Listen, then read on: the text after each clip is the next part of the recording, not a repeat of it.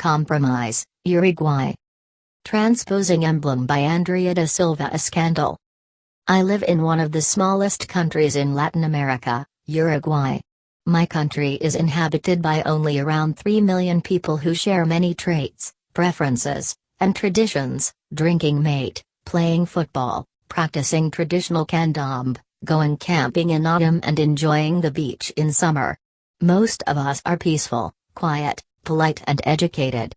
We are very proud of our famous soccer players like Suarez, Cavani and Forlan and many others. We are all fans of our musicians and bands like La Vela Puerca, No Te Va Gustar, or El Guardadodanos. We have renowned writers like Galeno or Benedetti and dancers, too, like Maria Noel Ricchetto. Many of us love dancing tango or candombe, as well. Not long ago, we had one of the highest levels of education on the continent, and the crime rate was very low.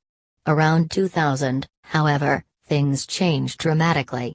The region, mainly our big neighbors Brazil and Argentina, underwent big economic crises that affected us tremendously in many different ways. The government also didn't work intelligently.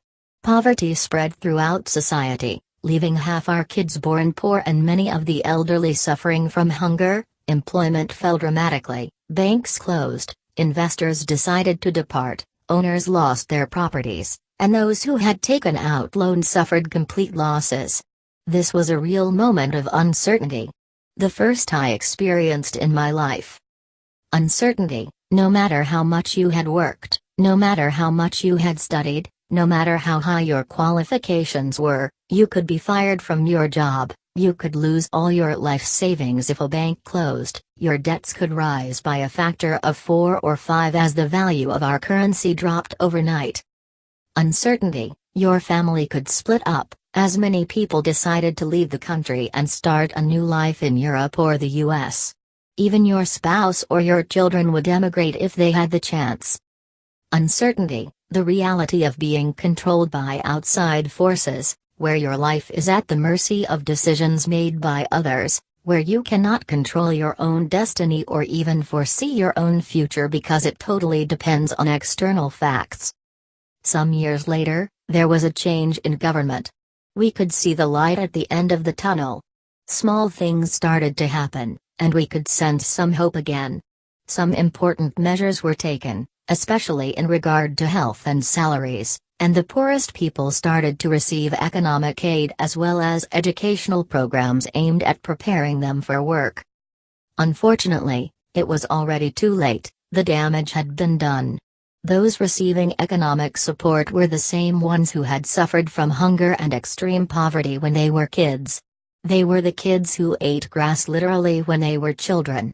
That experience could not be forgotten. They had been rejected and left out for so long that they felt angry at the rest. The result, our peaceful society changed forever. Violence sprouted everywhere, there was no way back.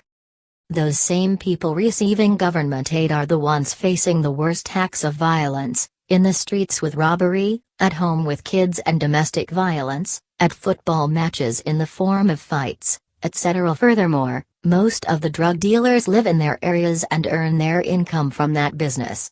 So, why would they even think about working when they can earn much more with their illicit activities? Moreover, the more kids you have, the more social benefits you receive. So the poorest mothers want to have many kids. Kids who are brought up in this environment, learning that you can live well without working, without making any effort or devoting time to studying or productive labor. What is worse, many of these parents are addicted to drugs or alcohol. Many mothers take drugs during pregnancy. So, the kids are affected by narcotics and alcohol while growing in the womb. Later in life, these children will certainly show different types of learning disorders, behavioral problems at school and so on. As a result, this part of the population is growing up without any human values, work habits and with tons of violence. Many of them suffer sexual abuse from their own parents, older siblings or neighbors. In addition to these hardships, they also learn from these experiences. Uncertainty again. This feeling of being unable to find a way out. Society starts breaking up into two groups. Can we blame the unfortunate? They are a product of our own culture, it isn't really their fault. Another consequence is that hard-working people, the other group, who devote their lives to studying and working, trying to teach their kids morals and ethics, find themselves discriminating, sometimes aggressively, against those who live on government aid, as they find these people responsible for our society's decay. As far as I can see, this very tangled situation brings us that same sense of uncertainty.